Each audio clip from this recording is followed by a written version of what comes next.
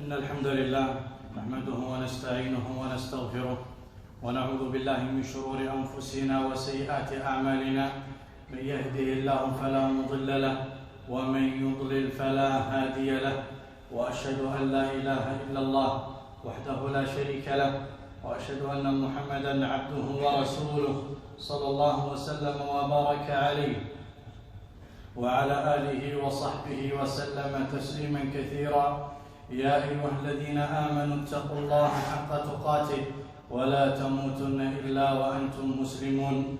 يا أيها الناس اتقوا ربكم الذي خلقكم من نفس واحدة وخلق منها زوجها وبث منهما رجالا كثيرا ونساء، واتقوا الله الذي تساءلون به والأرحام إن الله كان عليكم رقيبا.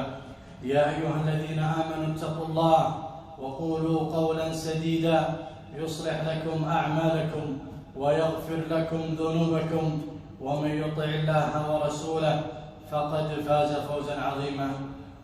عباد الله، الفتوى توقيع عن الدين وإخبار عن الشرع المتين، وبالفتوى يعرف الحق المبين.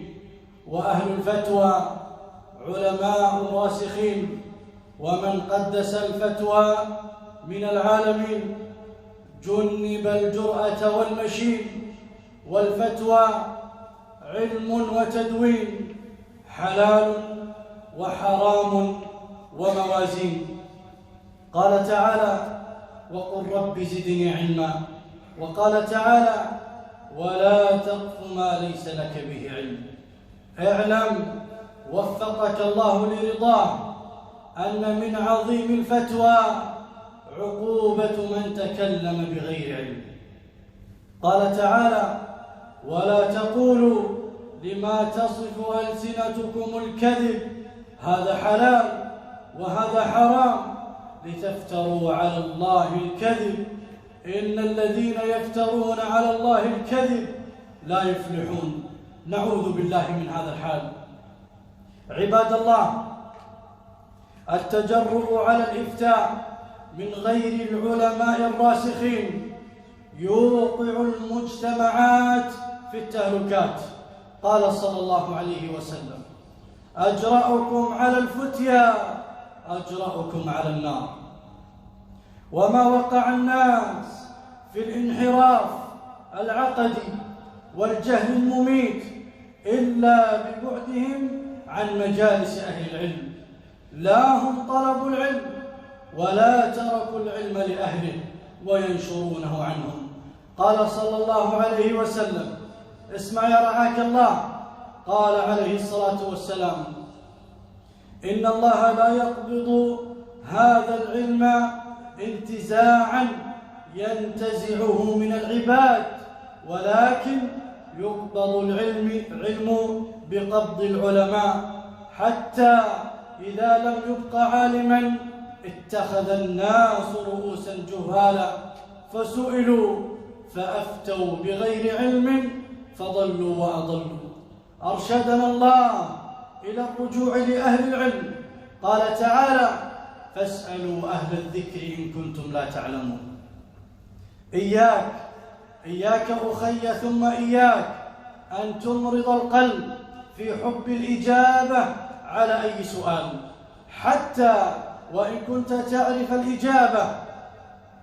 فإذا وجد في هذا المجلس الذي أنت جالس فيه طالب علم هو الذي يجيب على هذا السؤال، وهذا من تعظيم الدين وتوقيره وتوقير أهل العلم. يقول عبد الرحمن بن أبي ليلى رحمه الله قال: أدركت 20 و100 من الأنصار من أصحاب النبي صلى الله عليه وسلم، يسأل أحدهم عن المسألة فيردها هذا إلى هذا وهذا إلى هذا حتى ترجع إلى الأول.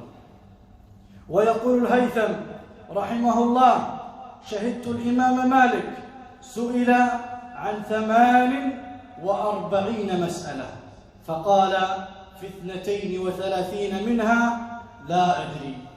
أشار أبو بكر الصديق رضي الله عنه إلى لسانه وقال رضي الله عنه: هذا الذي أوردني الموارد. أقول ما سمعتم وأستغفر الله.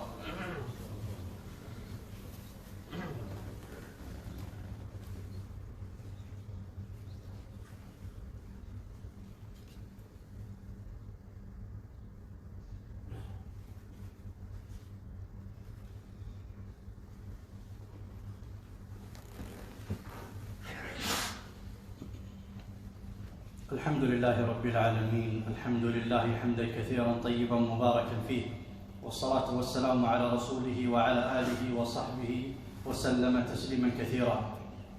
ثم أما بعد، أيها المسلمون، يقول الله عز وجل: إنما حرم ربي الفواحش ما ظهر منها وما بطن والإثم والبغي بغير الحق وأن تشركوا بالله ما لم ينزل به سلطانا وأن تقولوا على الله ما لا تعلمون.